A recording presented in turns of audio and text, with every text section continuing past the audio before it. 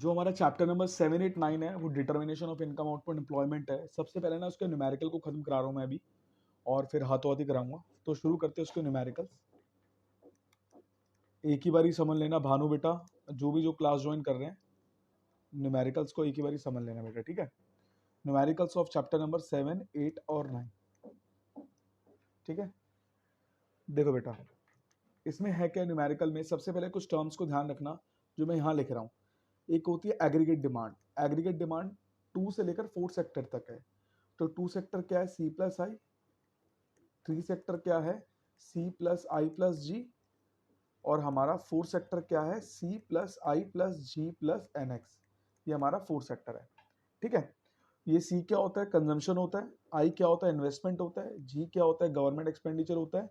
N x क्या होता है, नेट एक्सपोर्ट होता है, जिसको हम बोलते हैं रेस्ट ऑफ द वर्ल्ड भी बोलते हैं। फिर हमारा है एग्रीगेट सप्लाई। ये होता है C plus S is equal to Y. Y होता है हमारा इनकम, सी होता है कंजम्पशन, एस होता है हमारा सेविंग। इसका जो डिमांड कर्व होता है वो ऐसे बनता है, एग्रीगेट डिमांड ऐसे बनता है, सी सी प्लस आई, ये this is called aggregate demand. And जो एग्रीगेट सप्लाई होता है वो ओरिजिन से पास होता है ऐसे 45 डिग्री के इंटरसेप्ट से बेटा। ये रिकॉर्ड कर रहे हो आप? पूरा बेटा, हाँ रिकॉर्ड कर रहा हूँ। तो अब जो डाल देना YouTube। हम जो थर्ड है वो है aggregate demand is equal to aggregate supply.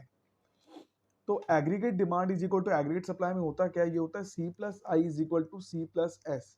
इससे ये कैंसिल हो जाएगा, ये हो जाएगा I equal to S. Investment हमारा सेविंग के बराबर होता है। न्यूमेरिकल के पॉइंट ऑफ व्यू से बहुत इंपॉर्टेंट पॉइंट है, ध्यान रखना बेटा। फोर्थ पॉइंट क्या है हमारा, कि जो सी होता है कंजम्पशन, उसकी नॉर्मल इक्वेशन क्या होती है, y माइनस एस होता है। It can be defined as the difference between income and saving. But इसकी जो एक और इक्वेशन होती है वो होती है C bar plus B Y. What is C bar, C bar is autonomous consumption. What is autonomous consumption, ये ना एक बहुत बड़ा रीजन है कि ऑटोनॉमस कंजम्पशन की नॉर्मल डेफिनेशन तो कोई है नहीं, बट फिर भी तुम इसको समझ लेना। It is that independent level of income and not influenced by income. मतलब ये क्या होता है, एक इंडिपेंडेंट लेवल ऑफ इनकम होती है कि ये जो है अगर तुम कमाओगे या नहीं भी कमाओगे तो भी खर्चा होना ही होना है। क्योंकि रीजन क्या है, ये फिक्स्ड होती है खर्चा। जो तुम कमाओ इंडिपेंडेंट लेवल ऑफ इनकम होता है कहीं ना कहीं देखा जाए तो। And not influenced by income, income से इन्फ्लुएंस नहीं होता ये। चाहे इनकम तुम्हारी जीरो होगी तो भी इतना खर्चा आपका होना ही होना है। तो इसको ऑटोनॉमस कंजम्पशन बोलते हैं, ठीक है। तो सी बार क्या हो गया मेरा बेटा, ऑटोनॉमस कंजम्पशन। कोई डाउट है बेटा किसी को?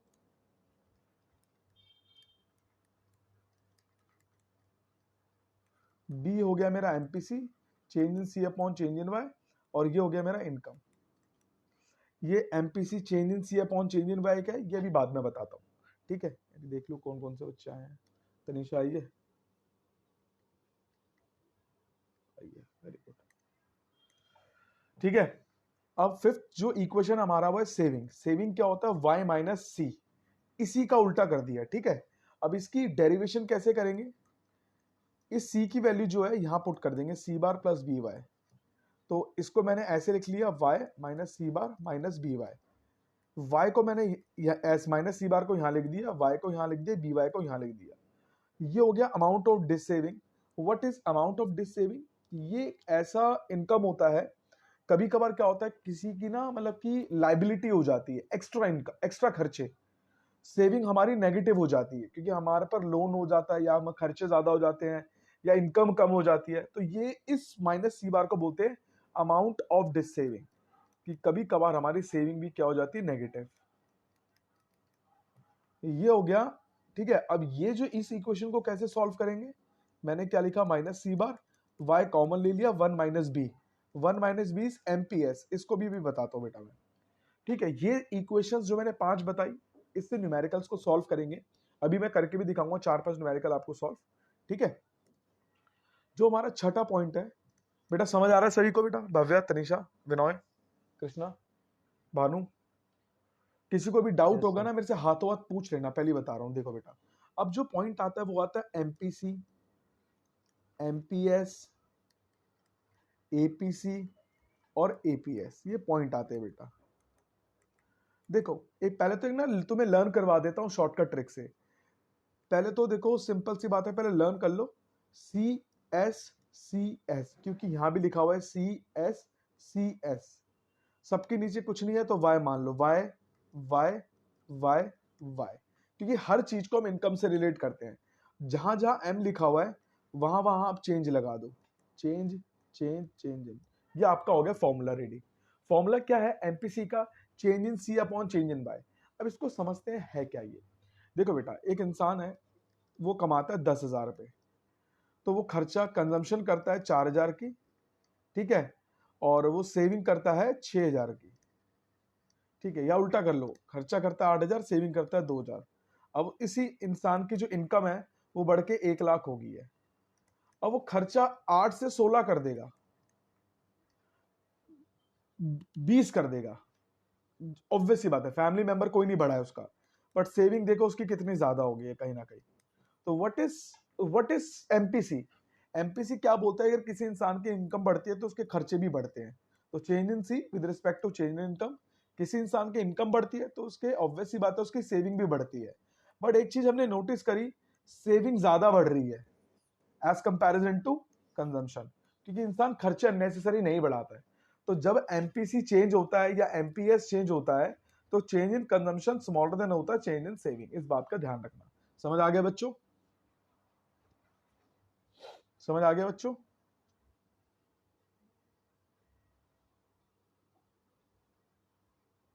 हेलो, समझ आ गया? Yes sir. ठीक है। तो सिमिलरली एपीसी का भी यही है और एपीएस का भी यही है सिमिलरली, कोई दिक्कत की बात नहीं है इसके अंदर, बिल्कुल सेम टू सेम है। ठीक है, ठीक, आगे चलते हैं। अब जो इसका 7th वाला पॉइंट है वो समझते हैं। रिलेशनशिप बिटवीन क्या है? y is equal to C plus S, change in y is equal to change in C plus change in s।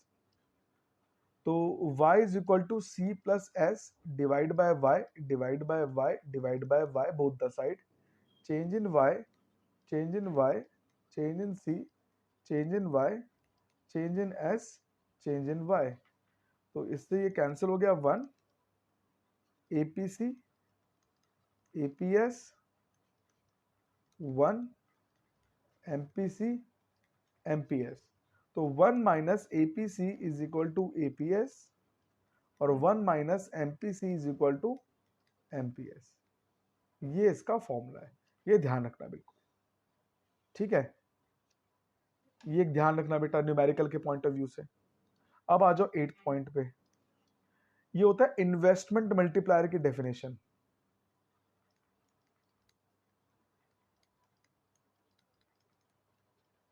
देखो, aggregate demand is equal to aggregate supply, C plus I is equal to Y.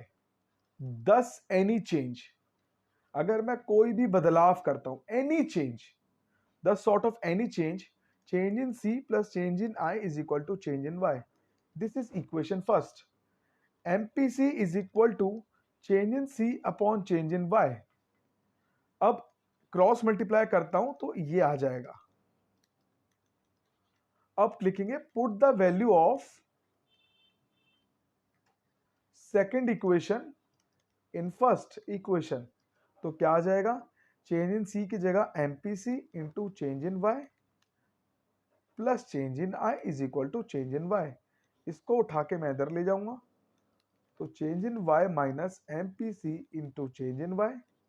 मैंने change in Y को common ले लिया, 1 minus MPC मेरा बचा। अब इसके नीचे, दोनों के नीचे कुछ नहीं है तो 1 मान लेते हैं। तो change in Y upon change in I, simple सी बात है, is equal to 1 upon 1 minus MPC, simple. और 1 माइनस एमपीसी किसके बराबर होता है? एमपीएस के बराबर होता है, और ये हमारा वैल्यू ऑफ मल्टीप्लायर के बराबर है।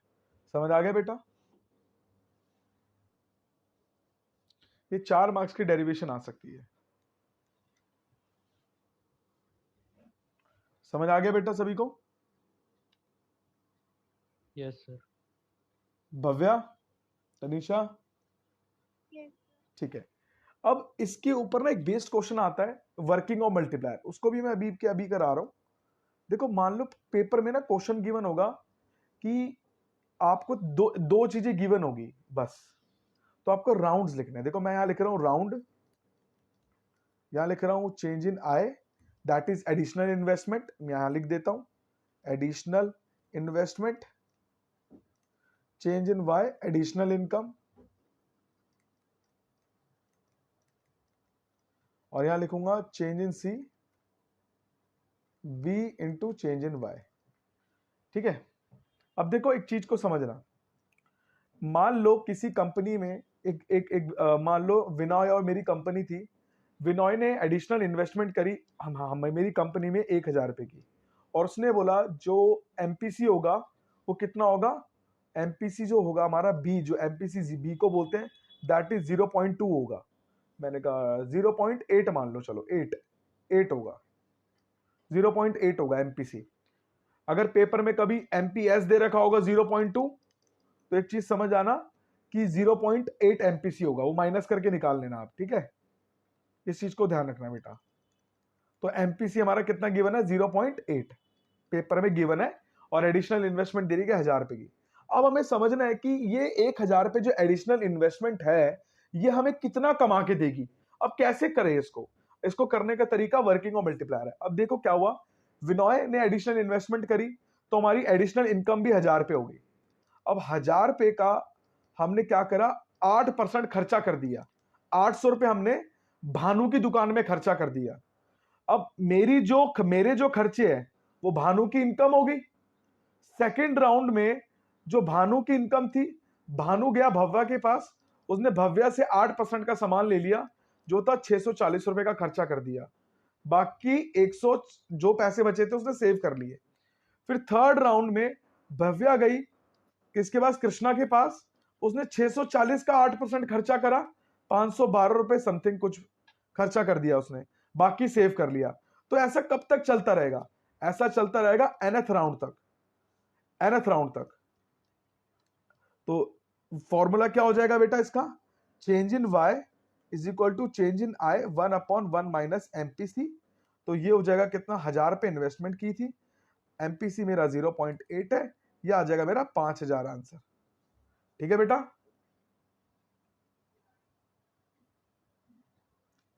और फिर मैंने क्या करा, ये मेरा 0.8 था, 5,000 मेरी इनकम है जो मैंने अभी निकाला, ये 4,000 पे मेरा खर्च आ गया। So this is known as working of multiplier. बेटा किसी को कोई डाउट है? हैं? क्या बोल रहे हो बेटा? कौन कह रहे दोबारा बता दो, नाम बताना एक बार। विनॉय सर, विनॉय। बेटा शुरू में क्यों नहीं बोला, तेरे को समझ नहीं आया? मेरे को लगा आगे जाके समझ आ जाएगा। अच्छा, और किसको समझ नहीं आया भाई? यही वाला टॉपिक, ये राउंड वाला पूरा नहीं, जैसे राउंड वाला। देखो बेटा, विनॉय ने 1,000 पे इन्वेस्टमेंट करी, वो 1,000 पे उसकी एडिशनल इनकम होगी, जो इन्वेस्टमेंट है वही तो इनकम होगी। विनॉय ने 1,000 पे भानु के पास जाके खर्च कर दिए, उसका 8%, 0.8%। अब विनॉय का खर्चा किसी और की इनकम है, ये भानु की इनकम है। भानु गया भव्या के पास, उसने भव्या की दुकान से सामान लिया 800 रुपए का 8% का। अब ये भव्या की इनकम होगी, ये भानु के खर्चे हो गए, अब ये भव्या की इनकम होगी। भव्या ने क्या करा, ये खर्चा करा कृष्णा के पास। तो मतलब एक बंदा जो कमा रहा है तो कमा के भी तो खर्चा तो करेगा ही करेगा ना। किसी और का खर्चा किसी और की इनकम होती है, वो कब तक होती है, ये हमें निकालना पड़ता है कि 1,000 पे कितने तक कमा के दे सकते हैं। अगर 1,000 पे का 0.8% के हिसाब से सोचे तो वो 5,000 तक हमें कमा के देगा, उससे ज्यादा नहीं कमा के देगा। समझ आ गया बेटा? Yes sir. यही तो बताया मैंने बस। क्वेश्चन टेबल बनाने का बेटा ये आएगा ही आएगा, ये तो बहुत बच्चों वाला क्वेश्चन है। समझ आ गया बेटा? Yes sir. बेटा न्यूमेरिकल सारे खत्म हो गए हैं, अब मैं सीधा ना इस न्यूमेरिकल से कुछ क्वेश्चंस करा रहा हूँ, एक दो सैंपल पेपर में से करा रहा हूँ, मेरे पास सैंपल पेपर पड़ा हुआ है, तो मैं सैंपल पेपर करा रहा हूँ। थ्योरी में अभी कराऊंगा, थोड़ी देर रुको। हैं सर इक्विलिब्रियम वाला, इक्विलिब्रियम क्या है ये? सर वो नहीं होता, वो डेरिवेशन। बेटा वो कोई दूसरे टीचर से पढ़ लियो। तो क्या बोल रहा हूँ मुझे समझ ही नहीं आ रहा। सर इक्विलिब्रियम वाला एग्रीगेट डिमांड का, तो वो तो करा ही रहा हूँ इक्विलिब्रियम। अरे वो तो कराऊंगा ही डेरिवेशन में यार, मैं अभी क्या करा रहा हूँ तेरे को, मैं भी डायग्राम बोल रहा है क्या? अरे यार मैंने इतने कहा, हाँ वही मैंने वहां तक पहुंचने तो दे, रुक तो जा। पता नहीं कहाँ बैट बॉल खेलता, कवर ड्राइव मारेगा पर कोच से पूछेगा ऑन ड्राइव कैसे लगाऊं। मतलब क्या कर, रन होनी चाहिए लास्ट में। हद हो गई भाई, क्या करता है यार तू भी यार। चलो बेटा कुछ क्वेश्चंस करते हैं, ठीक है ना, और मैं कुछ होमवर्क भी दूंगा, क्वेश्चंस उसको बाद में कर लेना। अरे मुश्किल क्वेश्चन है कहाँ, ये रहा, देखो बेटा एक क्वेश्चन दे रखा है, सैंपल पेपर का ही है, पेज नंबर 93। क्वेश्चन दे रखा है, क्वेश्चन में जो जो गिवन है ना मैं वो पढ़ रहा हूं, उसको देख लेना, मैं यहां पर मेंशन कर देता हूं। देखो सी दे रखा है हमें क्वेश्चन में 50 प्लस 0.5y दे रखा है इक्वेशन में, is the consumption function, consumption expenditure है, और वाई हमारा नेशनल इनकम है। इन्वेस्टमेंट एक्सपेंडिचर हमें दे रखा है क्वेश्चन के अंदर, इन्वेस्टमेंट एक्सपेंडिचर दे रखा है 2000 रुपीज। तो हमें कैलकुलेट करने के लिए बोला गया है, कैलकुलेट सबसे पहला equilibrium level of national income, हमें इक्विलिब्रियम ऑफ नेशनल इनकम बोला गया निकालने के लिए। दूसरा हमें बोला गया है कंजम्पशन एक्सपेंडिचर निकालो। देखो बेटा ये क्वेश्चन है और हमें साफ साफ निकालना है जो मैं बता रहा हूं आप लोगों को। अब देखो इसको सॉल्व करते हैं कैसे, एक आसानी से नहीं, सैंपल पेपर में भी था ऐसा। तो मैंने बोला तो है सैंपल पेपर में से करा रहा हूं यार। Okay okay. देखो बेटा अब हमें इक्विलिब्रियम निकालना है, तो सबसे पहले aggregate demand is equal to C plus I कर देंगे, ठीक है, और aggregate supply is equal to Y है, तो दोनों को जोड़ देंगे तो क्या हो जाएगा, aggregate demand is equal to aggregate supply C plus I is equal to Y, C plus I equal to C plus S मत कर देना। तो सी क्या हो गया हमारा 50 प्लस 0.5y प्लस आई हो गया हमारा 2000, वाई हमें निकालना है, तो जिसको इसको ऐड कर देंगे हो जाएगा 2050, इसको उठा के इधर ले जाएंगे y माइनस 0.5y, तो 2050 y मेरा कॉमन आ गया 1 माइनस 0.5y, तो ये 2050 0.5 दैट इज y, इसको इससे काट देंगे, ठीक है। अब ये कितना आंसर आ गया हमारा, 5 4 जा 4100, तो y आ गया हमारा 4100 आ गया हमारा बेटा, ठीक है। तो हमने ये निकाल लिया, सबसे पहले मैंने ये निकाल लिया। अब मुझे क्या निकालना है, कंजम्पशन एक्सपेंडिचर निकालना है। मैं y की वैल्यू यहां पुट कर दूंगा, मेरा कंजम्पशन एक्सपेंडिचर निकल जाएगा। तो सिंपल सी बात है, c is equal to,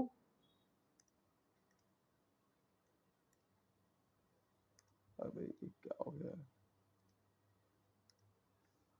c is equal to 50 plus 0.5y, c is equal to 50 plus 0.5 into 4100, जो मैंने इक्वेशन से निकाला 50, कितना आ गया मेरा आंसर, ये 2050, ये आ गया c is equal to 2100 answer. समझ आ गया बच्चों? Yes sir. जिसको स्क्रीनशॉट लेना है वो ले सकता है बेटा। ये तो आप डाले दोगे ना यूट्यूब पे? डालूंगा ही डालूंगा, फिर भी स्क्रीनशॉट जिसको लेना है ले सकता है। बेटा सबको समझ आया?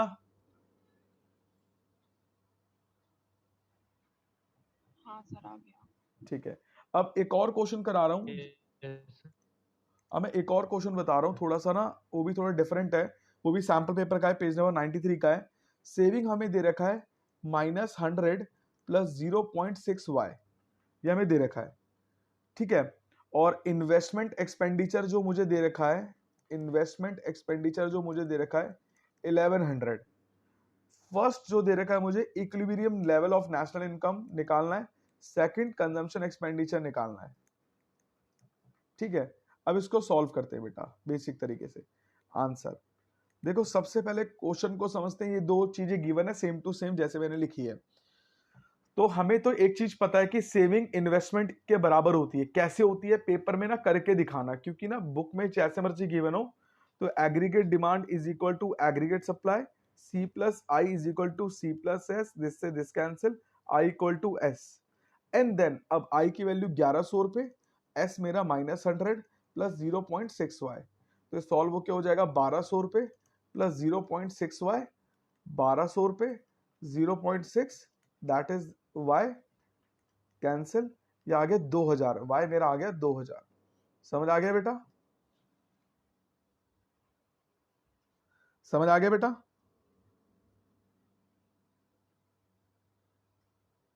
Yes sir. हाँ सर। अब देखो, अब एक बहुत इजी तरीके से मैं निकाल सकता हूं Y. Aggregate demand equal to aggregate supply होता है, तो C plus I equal to Y हो गया। ठीक है, सी मुझे निकालना है, आई मुझे पता है 1100, वाई मेरा हो गया 2000। मैं सीधा आंसर निकालूंगा 900 रुपए। मैं इतना घुमा फिरा के नहीं लिखूंगा कि पहले सी में वैल्यू पुट करूंगा, एस में वैल्यू पुट करूंगा। कई सारे निकालने के तरीके, पर मैंने इस तरीके को अपनाया जो बहुत इजी था। समझ आ गया बेटा?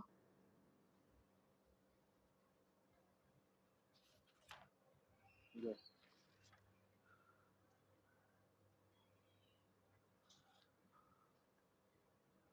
एक क्वेश्चन दे रखा है एक और बेटा, मैं फिर आपको ना एक न्यूमेरिकल की पीडीएफ दे दूंगा सॉल्यूशन के साथ, उसको देख लेना और जो डाउट्स होंगे मेरे से पूछ लेना। न्यूमेरिकल्स बहुत आसान है, कोई दिक्कत की बात नहीं है इसके अंदर, इस चैप्टर में। एक क्वेश्चन है 31 नंबर का क्वेश्चन है, डेटा गिवन है, डेटा में हमें दे रखा है, हमें दो चीजें निकालनी है। सबसे पहले निकालना है इन्वेस्टमेंट एक्सपेंडिचर निकालना है, और दूसरा मुझे क्या निकालना है, कंजम्पशन एक्सपेंडिचर निकालना है। अंश बेटा समझ आ रहा है? हाँ सर।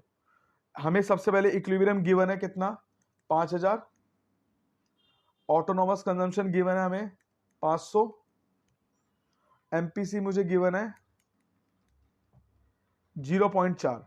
अब देखो हमें ये गिवन है और हमें ये निकालना है। अब देखो सब सिंपल सी पहले बात को समझना कि अब इसको निकालने से पहले हमें क्या क्या गिवन है। हमें ये गिवन है, ये गिवन है, ये गिवन है, equilibrium level of national income given है। तो मतलब ये तो हमें गिवन ही है, कंजम्पशन एक्सपेंडिचर तो साफ साफ गिवन है हमें। तो C is equal to C bar plus B Y, ये तो सोचने की जरूरत भी नहीं है तुम्हें। ये 500 है, सॉरी, ये हो गया 500 प्लस 0.4 इंटू में 5000, तो कितना हो गया 500 और 0.4 कितना हो गया, सॉरी एक मिनट, ये हो गया तुम्हारा 2000, ये हो गया 2500। ठीक है बेटा, ये तो साफ साफ तुम्हें गिवन हो गया। फिर हमें क्या गिवन है, saving. Saving is equal to हमें इन्वेस्टमेंट के बराबर निकालना है। अब सेविंग, सॉरी एक minute, y equal to C plus S होता है ना। हाँ, y equal to C plus S है, सिंपल सी बात को समझना। तो s हमारा कितना गिवन है, s हमें निकालना है, हाँ इनकम हमें 5000 गिवन है, कंजम्पशन 2500, s मुझे निकालना है। सर s क्यों निकालना है अभी बता रहा हूं बेटा। तो ये मेरा 2500 मेरा आंसर आ गया, सेविंग मेरी 2500 आ गई। तो हमने शायद पढ़ा है investment is equal to saving, ये लिख देंगे। तो इन्वेस्टमेंट भी हमारा कितना हो गया 2500। समझ आ गया बेटा?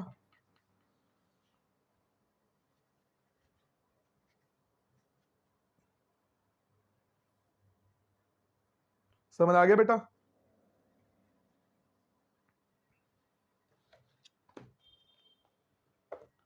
बेटा समझ आया तो हाँ बोल दो बेटा, थोड़ा रहम कर लो सरों पे भी। आ गया सर, आ गया। अब यस सर। अब इसके ना कुछ थ्योरी करते हैं। न्यूमेरिकल्स ना ऐसी टाइप की हैं सारे, जो डाउट्स होंगे मेरे से पूछ लेना, मैं दे दूंगा, क्योंकि और इससे भी आसान आसान वाले न्यूमेरिकल्स भी है। अब थोड़ी ना डायग्राम्स करते हैं इसी चैप्टर के, 7-8 चैप्टर के, अभी 9 चैप्टर में तो पहुंचे नहीं है, पहले 7 चैप्टर के करते हैं।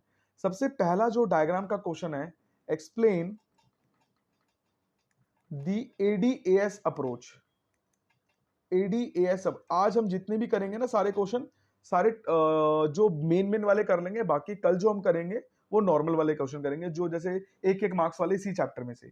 सबसे पहला एडीएएस अप्रोच, और उसको केन्स अप्रोच भी बोलते हैं, केन्स अप्रोच भी बोलते हैं, जिसको केन्शियन अप्रोच भी बुलाया जाता है। तो मैं शॉर्टकट में लिख रहा हूँ, क्वेश्चंस में सैंपल पेपर में से दे दूंगा, सैंपल पेपर में भी गिवन है इसके आंसर्स। अब देखो एडीएएस अप्रोच आप कैसे लिखोगे, सबसे पहले आप ना एग्रीगेट डिमांड की डेफिनेशन लिखोगे। What is aggregate demand, C plus I plus G plus NX, ये भी लिख सकते हो। और इसके बाद आप लिख सकते हो it can be defined as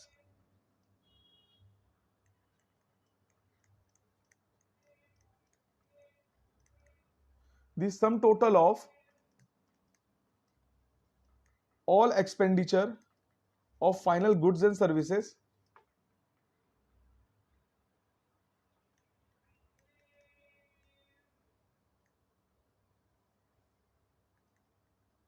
all expenditure of final goods and services which are to be demanded by an economy in an accounting year is called aggregate demand. मतलब साफ साफ ये बोला जा रहा है कि आप जब आप एग्रीगेट इस अप्रोच को लिखोगे, सबसे पहले आप एग्रीगेट डिमांड की डेफिनेशन को लिखोगे, क्योंकि एग्रीगेट डिमांड की डेफिनेशन उतनी ही इंपॉर्टेंट है क्योंकि वैल्यू बताती है. It can be defined as sum total of all expenditure. सारे सम टोटल है सारे एक्सपेंडिचर का जो फाइनल गुड्स एंड सर्विसेज का है, जो डिमांड करती है हमारी इकोनॉमी एक साल के अंदर, इसको हम एग्रीगेट डिमांड बोलते हैं. ये होता है हमारा कंजम्पशन एक्सपेंडिचर, ये होता है इन्वेस्टमेंट एक्सपेंडिचर, ये होता है गवर्नमेंट एक्सपेंडिचर, ये होता है नेट एक्सपोर्ट. गवर्नमेंट क्या करती है? गवर्नमेंट करती है वेलफेयर. इन्वेस्टमेंट क्यों होता है? प्रॉफिट के लिए होता है. ये किस लिए होता है? सेटिस्फैक्शन के लिए होता है. इस बात का ध्यान रखना, ठीक है. नहीं लिखना है मर्जी है तुम्हारी, नहीं भी लिख सकते हो, बट अच्छी तरीके से आंसर में प्रेजेंट करने का तरीका होता है ये. अब लिखोगे फिर एग्रीगेट सप्लाई, तो इसको क्या डेफिनेशन क्या लिखोगे? इसकी डेफिनेशन है C plus S is equal to Y.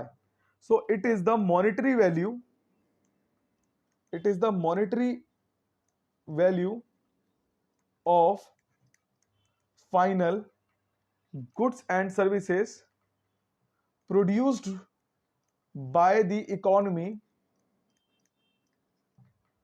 in an accounting year is called aggregate supply. वो डिमांड कर रहे थे, ये वो डिमांड कर रहे हैं, ये प्रोड्यूस कर रहे हैं, ये मॉनिटरी वैल्यू को प्रोड्यूस कर रहे हैं, पैसे की वैल्यू को प्रोड्यूस कर रहे हैं एक साल के अंदर. इसको हम एग्रीगेट सप्लाई बोलते हैं. इसके कंपोनेंट्स कौन से होते हैं? इसके कंपोनेंट्स आपको इनकम मेथड वाले पॉइंट में समझ जाना. सबसे पहला रेंट, फिर रॉयल्टी, फिर इंटरेस्ट, फिर प्रॉफिट. ये इसके क्या है? हमारे कंपोनेंट्स है बेटा, ठीक है. इस चीज पे बिल्कुल ध्यान देना. अब जैसे ये दोनों लिखना है लिखो. अगर 6 मार्क्स का आता है ना तो बेनिफिट है इसको लिखने का. अगर नहीं आता है, 5 मार्क्स का भी आता है तो भी लिखना, ठीक है. पर 4 मार्क्स में मत लिखना फिर इन दोनों की डेफिनेशन को. फिर क्या करना? डायग्राम बनाना. एक मैंने एक डायग्राम बनाया ऐसे, यहां लिखा आउटपुट, यहां लिखा ADAS अप्रोच. मैंने ये बनाया एग्रीगेट सप्लाई, ये बनाया एग्रीगेट डिमांड, और यहां पर एक मैंने छोटा सा जानबूझ के कंजम्पशन बना दिया. मर्जी है तुम्हारी, बनाना है बनाना. और यहां लिख दिया AD1 is equal to C plus I. ये यहां से मैंने इसको कट कर दिया, ध्यान रखना. ये हो गया Y स्टार. तीन किसी एक्स एक्सिस होती है आउटपुट की, वाई एक्सिस डिपेंड करती है हम कौन सा क्वेश्चन को सॉल्व कर रहे हैं, ठीक है. अब इधर देख बेटा, इस वाले पॉइंट में क्या होता है? सबसे पहले वाले पॉइंट में एग्रीगेट डिमांड ऊपर है और सेकंड वाले पॉइंट में एग्रीगेट डिमांड नीचे है. तो ये वाले केस में क्या हो गया? Between 0 to Y star. मैं ये समझा रहा हूं. Aggregate demand is greater than aggregate supply, aggregate demand is smaller than aggregate supply. तो यहां पर क्या हो जाएगा? शॉर्टेज ऑफ स्टॉक, जिससे क्या होगा? हम प्राइस को क्या करेंगे? बढ़ा देंगे, जिससे प्रॉफिट बढ़ेगा, जिससे इनकम, आउटपुट, एम्प्लॉयमेंट बढ़ेगी. कब तक? टिल पॉइंट इक्विलिब्रियम तक, इस वाले पॉइंट तक. यहां पर क्या हो जाएगा? इसका उल्टा हो जाएगा. सरप्लस ऑफ स्टॉक होगा, हम प्राइस को घटा देंगे, पाई से प्रॉफिट होता है उसको भी घटा देंगे, इनकम, आउटपुट, एम्प्लॉयमेंट घट जाएगी. कब तक? टिल पॉइंट E तक. बेटा समझ आ गया? बेटा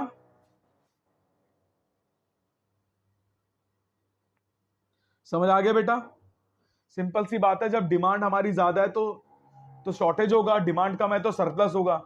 अब इस वाले पॉइंट पे क्या होगा? इस वाले पॉइंट पे neither surplus nor shortage of stock, nor shortage of stock. Economy क्या है? At full employment level, at full employment level. समझ आ गया बेटा? समझ आ गया सबको?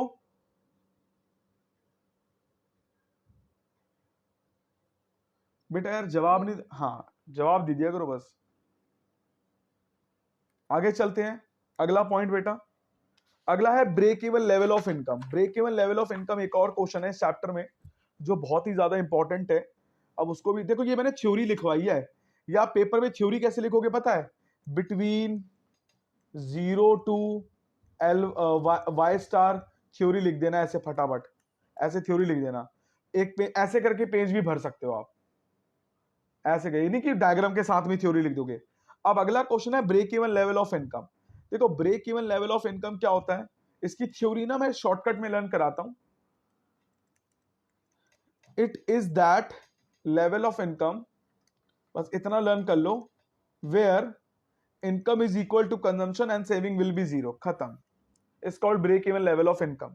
उसके बाद आप कंजम्पशन की डेफिनेशन लिख देना, ये डेफिनेशन है, कंजम्पशन की इक्वेशन ये लिख देना, फिर सेविंग की डेफिनेशन लिख देना, फिर आप सेविंग की इक्वेशन लिख देना जो मैंने आपको डेरिवेटिव करके सिखाई थी, ठीक है। फ्री के नंबर मिलेंगे ऐसे, देखो ये डिफाइन कर रहा हूं मैं, डिफाइन पेपर में लिखोगे, it is the difference between income and saving, it is the difference between income and consumption, ये इक्वेशन को लिखना, ये इक्वेशन है बेटा, ये इक्वेशन है, ये डिफाइन है, ठीक है बेटा। फिर एक टेबल बनाना, जो मैं अभी बनाऊंगा टेबल आपके सामने, देखो टेबल के साफ साफ लिखना, let C is equal to 800 plus 0.8y, मैंने लिख दिया, बिल्कुल लिख दिया। फिर मैंने क्या करा, ऐसे कॉलम बना लिए, YCS मैंने लिखा 0, 2000, 4000, 6000, 8000, मैंने ऐसे लिख दिया बेटा। अभी जीरो की वैल्यू यहां पुट करूंगा तो आंसर आ जाएगा मेरा 800, कैलकुलेशन है और कुछ नहीं है। अब 2000 की वैल्यू यहां पुट करूंगा, आंसर आ जाएगा 2400, फिर यहां आ जाएगा 4000, यहां आ जाएगा 5600, यहां आ जाएगा 7200। फिर y माइनस सी को माइनस कर दूंगा, minus 800, minus 400, 0, 400, 800। So this is the break even level of income, break even level of income, ये वाला पॉइंट है जहां पर income is equal to consumption है, जो मैंने हेंस प्रूफ करा। अभी खत्म नहीं हुआ, डायग्राम बाकी है। फिर मैं क्या करूंगा, डायग्राम बनाऊंगा, एक ऊपर एक नीचे ऐसे। फिर मैं यहां क्या करूंगा, एक बनाऊंगा इनकम कर्व, एक बनाऊंगा कंजम्पशन कर्व। फिर रेड पेन से इसको मैं नीचे लेके जाऊंगा, मैं रेड पेन से नीचे लेकर गया। फिर यहां मैंने क्या देखा, मैं बनाऊंगा सेविंग कर्व, इस पॉइंट से, ये हो गया सेविंग कर्व, ये हो गया मेरा इनकम कर्व। अब एक चीज को समझना, यहां पर consumption is greater then income है, तो सेविंग क्या हो गया मेरा, नेगेटिव। एक चीज को समझना, तो लिख देता हूं, Y star between 0 to Y star income is greater than consumption, ठीक है। एज ए रिजल्ट जो मेरा एपीसी है वो क्या हो जाएगा, greater than 1, but APS is smaller then 0 क्योंकि वो नेगेटिव में है, ठीक है। अब मैं बात करता हूं एट वाई स्टार की, एट वाई स्टार जहां पर क्या है, income is equal to consumption, as a result जो मेरा एपीसी है वो क्या हो जाएगा, is equal to 1, but saving क्या होगा, एपीएस क्या होगा मेरा, इज इक्वल टू 0, देखो ये रहा 0, एपीएस इज इक्वल टू 0। अब मैं करूंगा बियॉन्ड वाई स्टार की बात, बियॉन्ड वाई स्टार, अब से कंजम्पशन मेरा छोटा, इनकम ज्यादा है, अब मेरी इनकम ज्यादा बढ़ चुकी है, तो consumption is smaller than income, as a result अब एपीसी मेरा छोटा हो गया, कंजम्पशन कम होगी मेरी, बट सेविंग क्या होगी मेरी, देखो पॉजिटिव में, but saving is greater then 0। समझ आ गया बेटा। तो ये वाला जो लेवल है, ये जो ग्रीन रंग का मार्क कर रहा हूं, ये वाला जो लेवल है, इस वाले लेवल को लिखेंगे break even level of income. समझ आ गया बच्चों,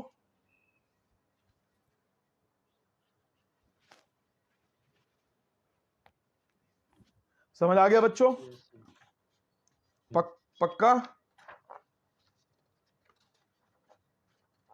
बेटा। किसी को कोई डाउट है तो अभी भी पूछ लो मेरे से।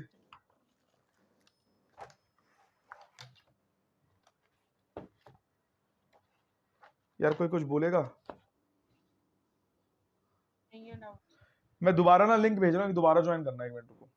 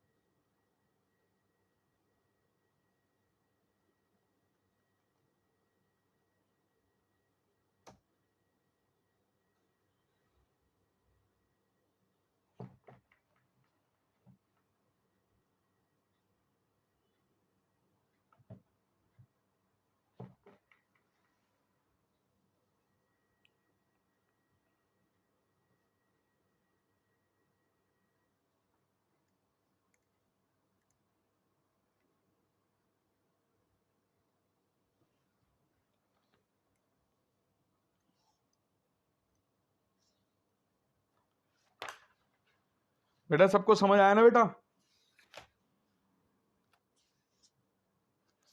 बेटा मैं 2 क्वेश्चन करा रहा हूं, बड़े इंपॉर्टेंट है।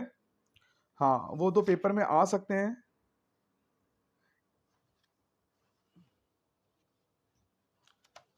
देखो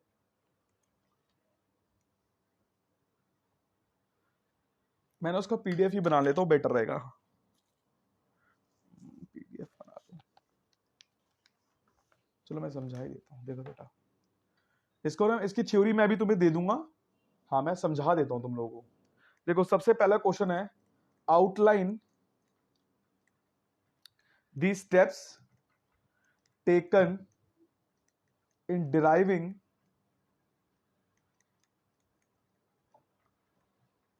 saving curve from the consumption curve use diagram. सबसे पहला है कि आउटलाइन दी स्टेप्स टेकिंग, कि हमें सेविंग कर्व बनाना है, किससे? कंजम्पशन कर्व से बनाना है। तो मैं क्या करूंगा, सबसे पहले कंजम्पशन कर्व को डिराइव करूंगा। देखना कैसे बेटा, मैंने एक कर्व बनाया ऐसे, ठीक है। मैंने क्या करा, यहां से लिया और यहां से मैंने लिया कंजम्पशन कर्व। पूरा पूरा चीजें मेंशन कर रहा हूं मैं। ऑटोनोमस कंजम्पशन मेंशन कर दिया मैंने A to Z। ये मैंने क्या मेंशन करा, एग्रीगेट C1, एग्रीगेट डिमांड ने C1 सॉरी। फिर मैंने क्या देखा, फिर यहां से मैंने एक लाइन ली, ऐसे नीचे टच कराई। अब मैं यहां से क्या करूंगा, डिराइव कर रहा हूं सेविंग कर्व। मैंने यहां से क्या करा, सेविंग कर्व को डिराइव कर दिया। यहां करा S1, ये 45 डिग्री का इंटरसेप्ट है, ये ओरिजिन है, ये माइनस C बार है। ये मेरा मान लो B1, ये मान लो इक्विलिब्रियम मान लो 10, और ये मेरा हो गया इनकम, ये मेरा हो गया एस कर्व। समझ आया बेटा मैंने कैसे बनाया? तो अब स्टेप्स को मैं पढ़ रहा हूं। अब स्टेप्स को समझना कि following are the steps deriving in saving curve. हमने SS1 कर्व को बनाने के लिए क्या क्या स्टेप्स फॉलो किए हैं। सबसे पहले मैंने कर लिया फर्स्ट स्टेप कि according to this diagram C and C1, C1 क्या है, कंजम्पशन कर्व है, which shows the negative saving. ये क्या शो करता है, ये शो करता है एक negative saving equal to OC at point origin. मैं इसकी थ्योरी ना तुम्हें भेज ही देता हूं जिससे तुम्हें समझ आ जाए बेटा, क्योंकि ये आपको नॉर्मल समझना नहीं है, नॉर्मल रटने वाली चीज है ये, और कुछ नहीं है इसके अंदर बेटा।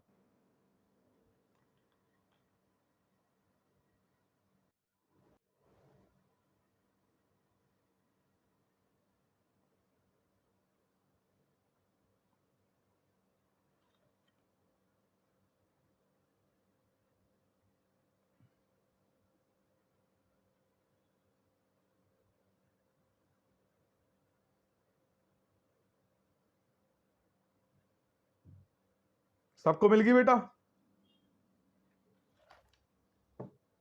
भव्या, भानु नहीं आया क्लास में। भानु आगे चले भी गया, उसको भैया मजे चाहिए जिंदगी भर में। फिर क्या हो गया, कहाँ गया? अभी आया था तो नहीं, कहाँ चले गया दूसरी बार। यार मैं अब क्या करूं भाई, मैं सबको तो करवा नहीं पाऊंगा ना कोर्स भाई, जो पढ़ना चाहता हूं उन्हीं को कराऊंगा। अब छोड़ दे, भानु आए कोई आए, क्या करूं बता मैं। देख बेटा सबसे पहले मैंने तुम्हें एक फोटो भेजी है, पहली वाली फोटो, उसको निकाल लो और उसके हिसाब से देखो लिखा हुआ है। जो CC क्या है, CC1 is a given consumption curve, ठीक है, which shows that there is a negative saving equal to OC। बेटा नेगेटिव सेविंग क्या है ये? अब मैं ना यही चीज समझना है आपको, व्हाट इज नेगेटिव सेविंग। बेटा जो मैं ग्रीन, ये जो है ना, ये वाला पार्ट, ये वाला OC, इसको नेगेटिव शो करा गया। क्यों नेगेटिव शो करा गया? बिकॉज ऑफ दिस, क्योंकि ये जो कंजम्पशन है ना, ये वाला, ये हम कमाए चाहे ना कमाए पर हमारा खर्चा होना ही होना है 110%। समझ आ गया बेटा? इसीलिए इसको नेगेटिव शो कर रखा है। कोई डाउट है बेटा? उसके बाद हमें क्या करना है, we shall draw a 45 degree line from a point of origin. हमने ये वाली लाइन ड्रॉ करी, ठीक है। This is a income curve which intersect CC को एट पॉइंट E भी लिख सकते हो, मैंने B लिखा क्योंकि क्वेश्चन में B लिखा हुआ था, ठीक है, सैंपल पेपर में एट B। नाउ वी शिल ड्रॉ अ परपेंडिकुलर, मैंने एक परपेंडिकुलर बनाया। मैथ्स में आपने पढ़ा होगा परपेंडिकुलर क्या होता है, ठीक है। Perpendicular from point B to B1, ठीक है, जो X एक्सिस को इंटरसेक्ट करता है, ठीक है। हम OX कर्व को इंटरसेक्ट करता है, सिंपल सी बात है। And then now we shall locate the point origin S on Y axis, हम लोकेट करेंगे और ड्रॉ कर देंगे सीधा लाइन और एक्सटेंड कर देंगे एस B1 से लेकर S1 तक और हमारा सेविंग कर्व बन जाएगा। समझ आ गया बेटा सभी को?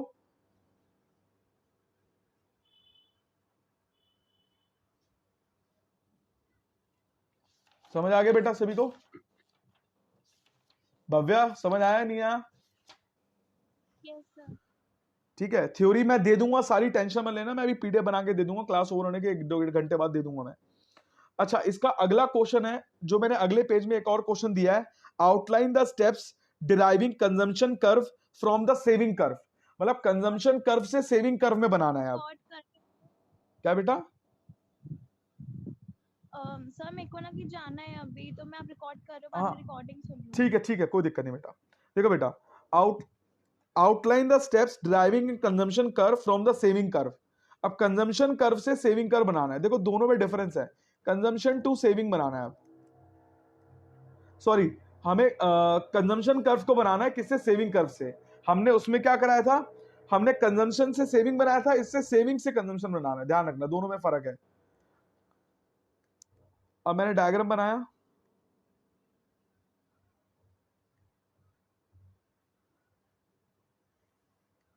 ठीक है बेटा। देखो मैंने पहले डायग्राम बना लिया। मैंने सबसे पहले क्या करा, एक सेविंग कर्व को ड्रॉ करा, क्योंकि मुझे सेविंग से कंजम्पशन बनाना है। S1 लिखा, यहां B लिखा, यहां S लिखा। समझ आ गया बेटा सभी को? सबसे पहले मैंने क्या किया, जहां से ये इंटरसेक्ट हो रहा है मैंने वहां से एक लाइन ऐसे ड्रॉ कर ली। कोई डाउट है बेटा?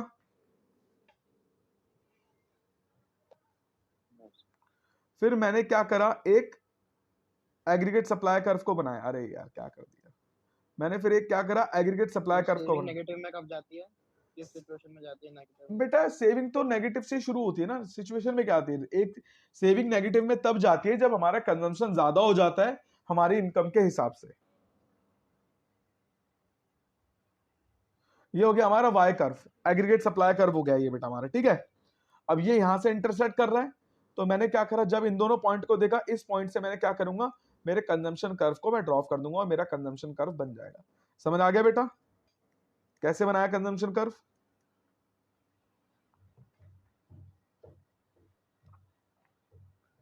समझ आया बेटा सभी को कंजम्पशन कर्व कैसे बना? अब देखो मैं फिर से पढ़ रहा हूं, SS1 is the given saving curve, क्योंकि हमें सेविंग से कंजम्पशन बनाना था, तो इसीलिए SS1 हमारा सेविंग गिवन कर्व है, जो ये शो करता है negative saving equal of OS। ये नेगेटिव सेविंग शो कर रहा है कहीं ना कहीं, कि सेविंग नेगेटिव है हमारी कहीं ना कहीं। ठीक है, ये शो करता है कि जब हमारी कोई इनकम भी नहीं होती है ना, तो भी हम इतने लेवल की कंजम्पशन को करते ही करते हैं जीरो इनकम पे। ठीक है, तो फिर हमने क्या करा, हमने ड्रॉ करा 45 डिग्री का एंगल का लाइन एक, जिसको हमने वाई कर्व में रखा, ये इनकम लेवल है। फिर हमने इंटरसेक्ट करा एट पॉइंट बी पे, जो इंटरसेक्ट हुआ उसको एक्सटेंड करा, फिर वो ए पे कट हुआ। फिर हमने ए से क्या करा, सी एक लाइन को ड्रॉ एक्सटेंड किया, फिर ए से C1 को ड्रॉ को एक्सटेंड किया, फिर जोड़ दिया, हमारा CC1 curve saving curve design हो गया। समझ आ गया बेटा?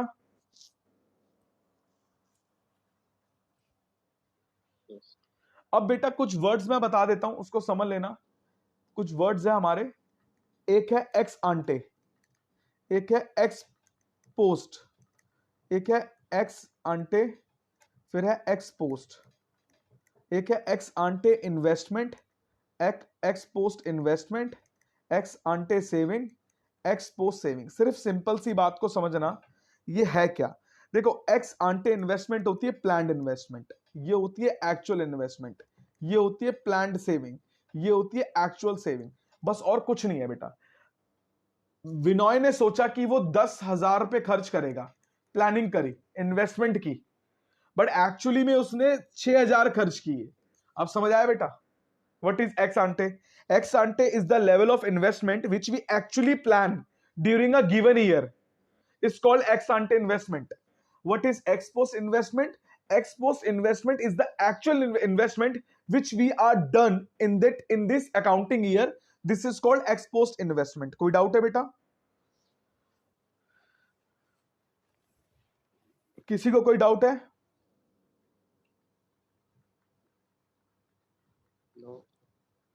किसी को भी कोई डाउट है? एक्स आंटे सेविंग क्या होती है?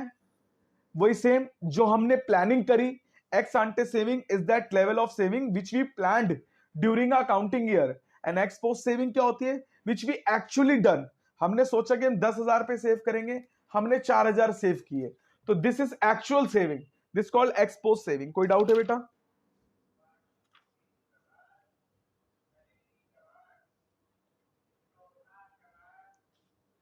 कोई डाउट है बेटा?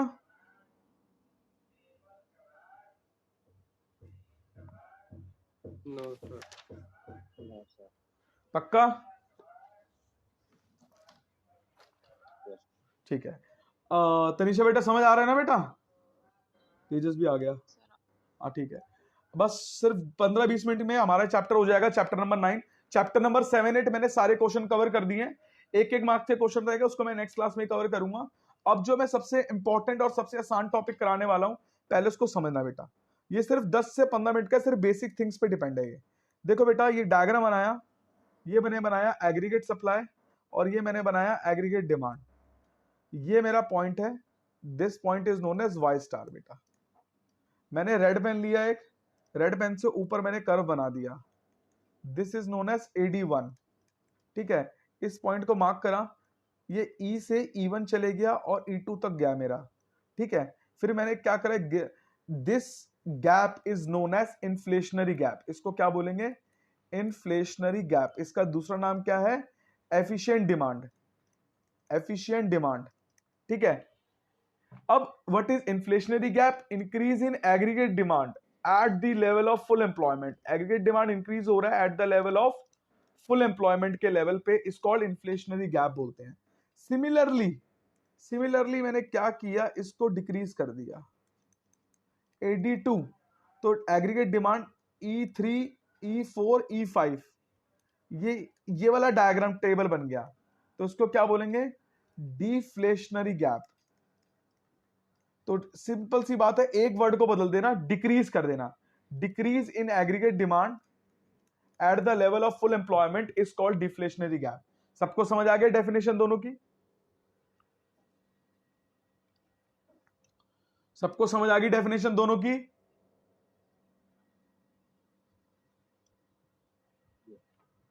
ठीक है, अब इसके प्रॉब्लम समझते हैं। देखो बेटा, मैंने एक चीज बताना। क्या बताऊं बेटा इसमें, पूरा दोबारा से शुरू से? हाँ देख बेटा, डिफ्लेशन में मैं क्या करूंगा, नीचे कर दूंगा। मैंने जैसे इसको ऊपर किया है ना, इसको नीचे कर दूंगा, तो ये वाला ट्रायंगल बन जाएगा। जब ये वाला ट्रायंगल बन रहा है, तो क्या हो रहा है, यहां पर इंक्रीज हो रहा था, यहां डिक्रीज हो रहा है aggregate demand, same full employment level पे, उसको डिफ्लेशनरी गैप बोलेंगे। समझ आ गया?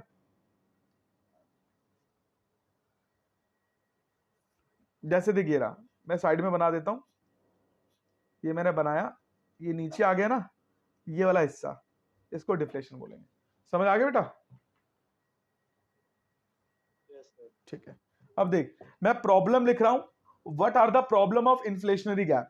तो मैंने यहां लिखा इन्फ्लेशन, और यहां लिखूंगा डिफ्लेशन, प्रॉब्लम ऑफ डिफ्लेशन।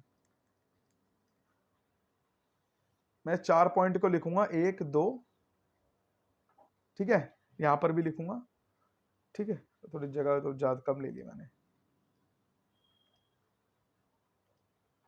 सबसे पहला है डिक्रीज इन टैक्स रेट, दूसरा है इंक्रीज इन गवर्नमेंट एक्सपेंडिचर। अब देखो समझना, in decrease in tax rate, government ने क्या करा, डिक्रीज कर दिया टैक्स रेट। किसकी फॉर्म में करा होगा? डायरेक्ट, इनडायरेक्ट या जीएसटी की फॉर्म में। तो लोगों की जो इनकम है, पर्सनल डिस्पोजेबल इनकम, वो बढ़ गई होगी क्योंकि टैक्स कम हो गया है। जिससे क्या हुआ, price of goods and services क्या हो गया होगा, price and goods and services क्या हो गया है, कम हो गया है। जिससे demand of goods and services क्या हो गई है, बढ़ गई है। लोगों की परचेजिंग पावर क्या हो गई है, लोगों की परचेजिंग पावर बढ़ गई है, जिससे एग्रीगेट डिमांड बढ़ गया और इन्फ्लेशन अराइज, इन्फ्लेशन हमारा आ गया इकोनॉमी के अंदर। समझ आ गया बेटा? अब गवर्नमेंट खर्चा कर रहा है, गवर्नमेंट अगर खर्चा कर रहा है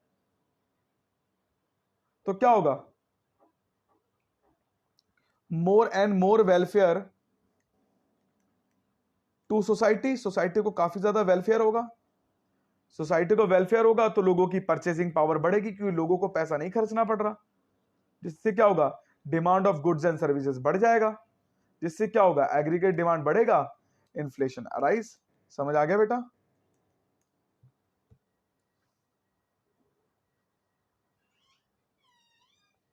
सर होने वाली 2 मिनट। समझ आ गया?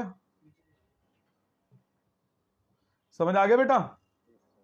ठीक है, अगला देखो बेटा, इसी का उल्टा करना है। अब बेटा इसको लर्न नहीं करना, जहां जहां डिक्रीज है इसका उल्टा करके यहां लिख दो, इसका उल्टा करके यहां लिख दो, बाकी सब कुछ सेम। समझ आ गया बेटा?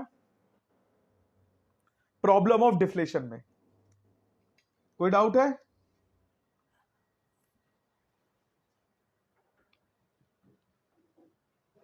किसी को कोई डाउट है उल्टा करने में? नहीं। ठीक है, अब मैं how to solve the problem of inflation deflation, हमें प्रॉब्लम सॉल्व करनी है इन्फ्लेशन डिफ्लेशन की। ठीक है, तो मैं सबसे पहला लिख रहा हूं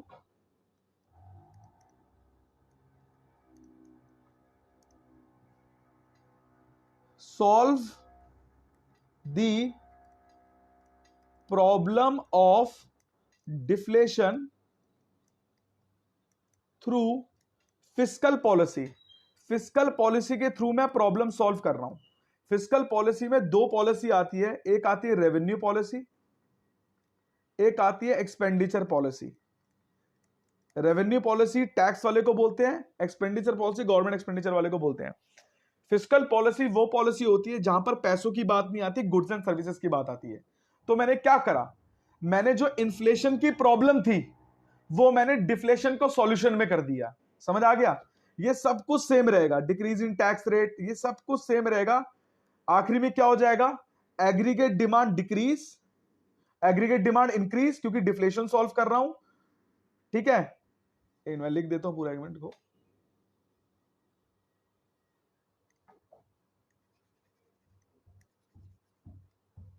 aggregate demand increase, deflation control.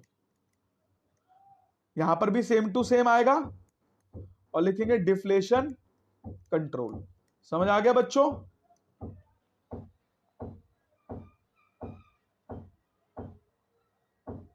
समझ आ गया बच्चों?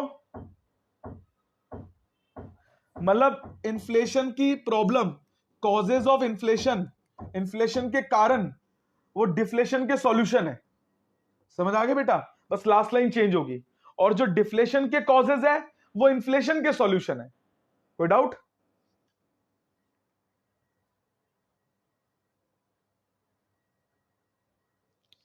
तनिषा कोई डाउट है?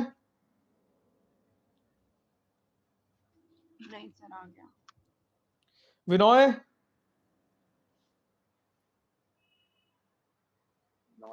ठीक है, अब मॉनेटरी पॉलिसी करा रहा हूं, how to solve the problem of monetary policy. Inflation deflation को सॉल्व कर रहे हैं मॉनेटरी पॉलिसी के थ्रू। इसमें सिर्फ एक क्वेश्चन लर्न करना है, बाकी सब कुछ सेम है बेटा, सब कुछ सेम है। देखो बेटा, फर्स्ट पॉइंट, बैंक रेट होता है लॉन्ग टर्म के लिए गिवन होता है, रेपो रेट होता है शॉर्ट टर्म के लिए। ठीक है, आरबीआई ने क्या करा, इंक्रीज कर दिया बैंक रेट या फिर रेपो रेट, तो कमर्शियल बैंक भी क्या करेगा, कमर्शियल बैंक है बेटा, ध्यान रखना, सेंट्रल बैंक नहीं है, कमर्शियल बैंक ने भी इंक्रीज कर दिया बैंक रेट और रेपो रेट, जिससे क्या हुआ, demand of loans and advances क्या हो गए भाई, कम हो गए। Demand of loan and advances कम हो गई, रेट ऑफ इंटरेस्ट ज्यादा है, सिंपल सी बात है। Demand of loan and advances बिल्कुल ही कम हो गए, जिससे क्या हुआ, जिससे मनी सप्लाई इकोनॉमी में बिल्कुल क्या हो गई, मनी सप्लाई इकोनॉमी में क्या हो गई, कम हो गई। मनी सप्लाई कम होने से क्या हुआ, एग्रीगेट डिमांड कम हो गया और इन्फ्लेशन कंट्रोल। समझ आ गया बेटा?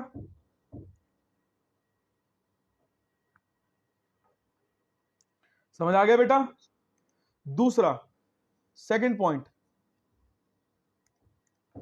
CRR, cash reserve ratio second point, third point, second point समझते हैं। आरबीआई ने इंक्रीज कर दिया, आरबीआई ने इंक्रीज कर दिया सीआरआर रेशो कि अब जो पैसा होगा, पहले आरबीआई 4% लेती थी, अब वो 20% लेगी। तो कमर्शियल बैंक के पास क्या हो जाएगा, डिपॉजिट कम हो जाएगा। अगर कमर्शियल बैंक के पास डिपॉजिट कम हो जाएगा, ऑब्वियसली बात है वो उनकी लेंडिंग पावर भी कम हो जाएगी, उनकी लेंडिंग पावर, लोगों को लोन देने की पावर कम हो जाएगी, जिससे क्या होगा, demand of loan and advances decreases, money supply in the economy decreases, aggregate demand decrease, inflation control. समझ आ गया बेटा?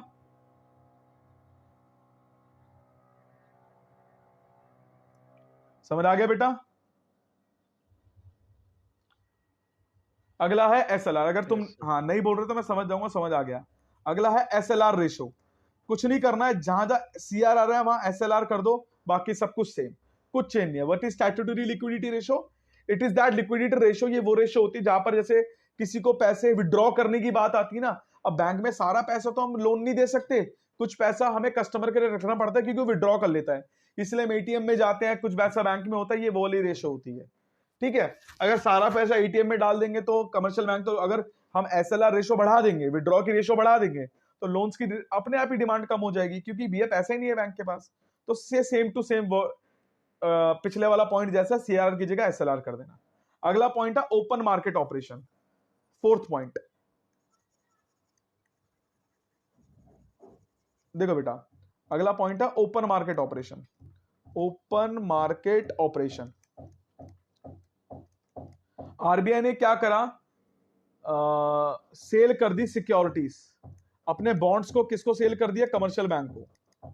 तो कमर्शियल बैंक ने अगर कोई चीज परचेज करी है, आरबीआई ने सेल करी है, तो उनको पैसा मिलेगा। कमर्शियल बैंक ने क्या करा, परचेज कर लिया, तो उनके पास डिपॉजिट क्या हो गए, लेस, जिससे लेंडिंग पावर क्या हो गई, कम।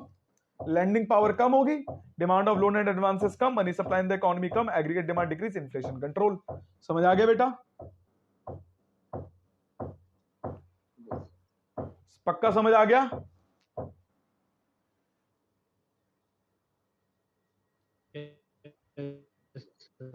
आगे अगला है moral suasion.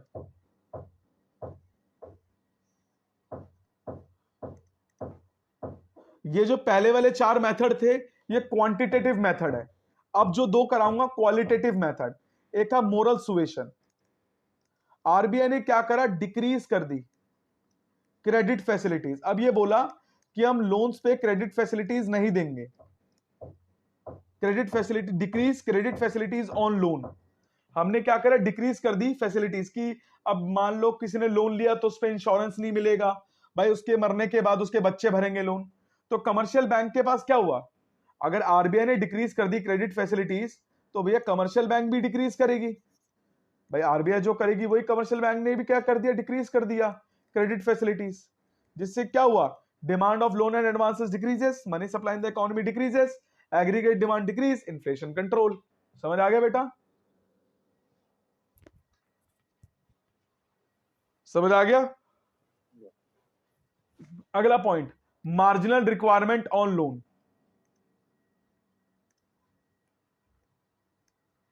Marginal requirement on loan. RBI ने क्या करा, बोला कि अगर अब आपको 20 लाख का लोन चाहिए, पहले क्या होता था, जिसकी 10 लाख सैलरी थी उसको 20 लाख का लोन मिल जाता था, बट अब 20 लाख का लोन चाहिए तो 20 लाख की सैलरी होनी चाहिए। आरबीआई ने क्या करा, इंक्रीज कर दिया